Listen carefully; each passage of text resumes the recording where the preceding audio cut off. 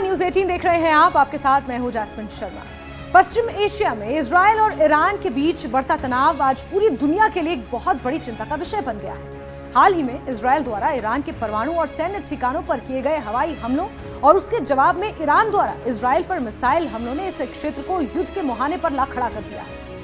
या यूं कहें कि महायुद्ध छिड़ चुका है तो शायद गलत नहीं होगा। ऐसे में यह जानना जरूरी है कि दोनों देशों की सैन्य शक्ति, तकनीकी क्षमता और रणनीतिक स्थिति कैसी है और संभावित युद्ध की दिशा में कौन सा देश अधिक मजबूत साबित हो सकता है। ताजा घटनाक्रम का अगर जिक्र कर लें तो उसमें 2 दिन पहले इजरायल ने ईरान के परमाणु और सैन्य ठिकानों पर एयर स्ट्राइक की। इजरायल ने शुक्रवार तड़के बम, मिसाइलों, ड्रोन और फाइटर जेट से ईरान के परमाणु और सैन्य ठिकानों को निशाना बनाया। इजरायल ने इस सैन्य अभियान को ऑपरेशन राइजिंग लायन नाम दिया। इसके जवाब में ईरान ने भी ऑपरेशन ट्रू प्रॉमिस 3 के तहत इजरायल पर 150 बैलिस्टिक मिसाइलें दागना शुरू कर दी हैं और इसके नए वीडियो सामने आ रहे हैं जो बेहद खतरनाक हैं। इसमें से कुछ मिसाइलें इजरायल की राजधानी तल अवीव में भी गिरी हैं और वहां भी जान माल का भारी नुकसान होना बताया जा रहा है। दोनों देशों के बीच इस तरह की सैन्य झड़पों ने पूरे क्षेत्र में अस्थिरता और भय का माहौल पैदा कर दिया है। अब आगे अगर बात करें कि कौन सा देश अपनी सैन्य शक्तियों के और सैन्य बजट और संसाधनों के आधार पर मजबूत नजर आ रहा है, तो सैन्य बजट और संसाधन इजरायल और ईरान की सैन्य शक्ति की तुलना करने पर सबसे बड़ा अंतर उनके रक्षा बजट में देखने को मिलता है। International institute for strategic studies यानी कि IISS के अनुसार इजरायल का रक्षा बजट लगभग 19 अरब डॉलर है, जो ईरान के 7.4 अरब डॉलर के मुकाबले 7 गुना ज्यादा है। इससे स्पष्ट है कि इजरायल के पास अधिक संसाधन, आधुनिक हथियार, प्रशिक्षण के बेहतर साधन उपलब्ध हैं। जीडीपी के अनुमान में भी इजरायल अपने रक्षा क्षेत्र में ईरान से 2 गुना खर्च करता है। वायुसेना और मिसाइल क्षमता की अगर बात की जाए तो इजरायल के पास लगभग 340 लड़ाकू विमान हैं, जिनमें अत्याधुनिक F-15 और F-35 जैसे विमान भी शामिल हैं। ये विमान लंबी दूरी तक मार करने और रडार को चकमा देने में सक्षम है। इसके अलावा इजरायल के पास तेज हमले करने वाले हेलीकॉप्टर और गाइडेड मिसाइलें भी हैं, जो उसे दुश्मन के ठिकानों पर सटीक हमला करने की क्षमता प्रदान करते हैं। ईरान के पास भी लगभग 320 लड़ाकू विमान हैं, लेकिन इसमें से कई पुराने और 1960 के दशक के हैं, जिनकी सर्विसबिलिटी पर सवाल उठ सकते हैं। हालांकि ईरान ने अपनी मिसाइल और ड्रोन तकनीक पर काफी काम किया है और उसके पास 3000 से ज्यादा बैलिस्टिक मिसाइलें हैं, जिनका सहारा लेकर वो इजरायल पर अभी हमले कर रहा है, जिनकी रेंज और विविधता काफी ज्यादा है।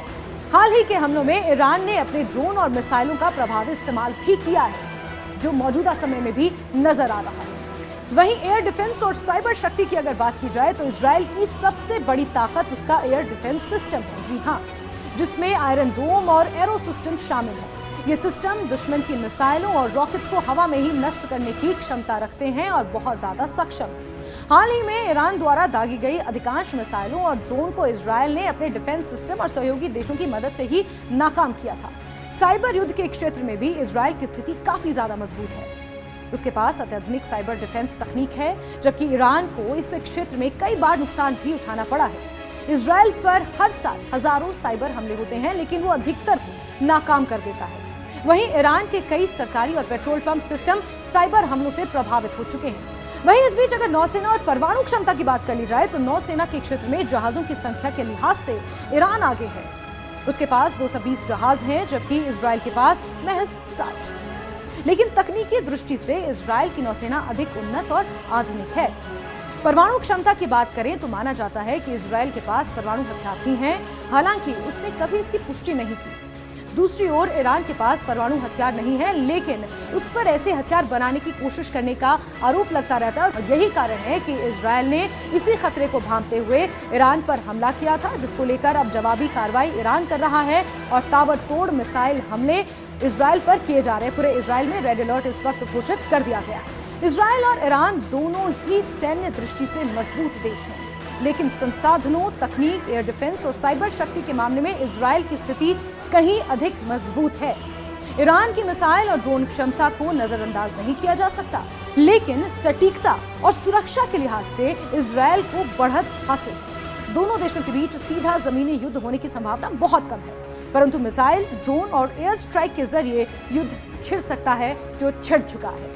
अंततः पश्चिम एशिया में शांति और स्थिरता के लिए दोनों देशों को संयम और वार्ता का रास्ता अपनाने की जरूरत है, लेकिन जो मौजूदा हालात हैं, जो मौजूदा खबरें हैं, जो मौजूदा तस्वीरें हैं, उससे ये नजर आता है कि दोनों ही देश कूटनीतिक लेवल पर, यानी कि अगर ये देखा जाए तो बायलैटरल जो एक संवाद होता है उस स्थिति से बहुत आगे निकल चुके हैं। ये युद्ध की स्थिति न केवल इन देशों को बल्कि पूरे क्षेत्र और दुनिया को गंभीर नुकसान झेलने पर मजबूर कर सकती है।